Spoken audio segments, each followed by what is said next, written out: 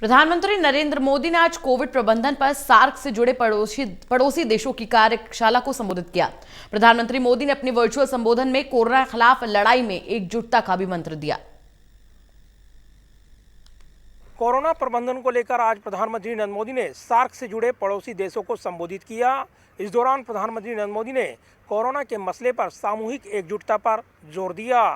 प्रधानमंत्री नरेंद्र मोदी ने आज कोविड प्रबंधन पर सार्क से जुड़े पड़ोसी देशों की कार्यशाला को संबोधित किया।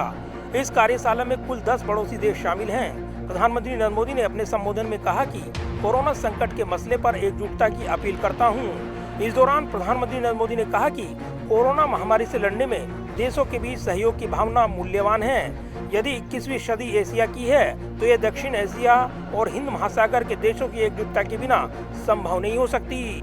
इस दौरान प्रधानमंत्री नरेंद्र मोदी ने कोविड प्रबंधन पर 10 देशों की कार्यशाला में कोविड संकट के समय में आपसी मदद के लिए कुछ विशेष योजनाएं शुरू करने का आह्वान किया। प्रधानमंत्री मोदी ने एशियाई देशों में आपात स्वास्थ्य स्थितियों के दौरान डॉक्टरों और नर्सों की तैनाती के लिए विशेष वीजा योजना का सुझाव दिया।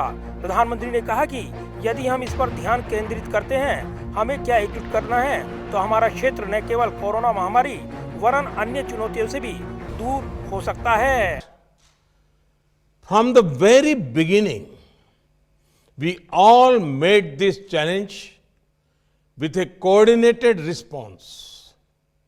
In March last year, we were the first to come together for recognizing the threat and committing to fight it together. अपने संबोधन में प्रधानमंत्री नरेंद्र मोदी ने कहा कि मौजूदा वक्त में हमारी नजर कोरोना के खिलाफ तेजी से वैक्सीन उपलब्ध कराने पर केंद्रित है। इस काम में हमें सहकारिता की भावना बनाए रखनी है।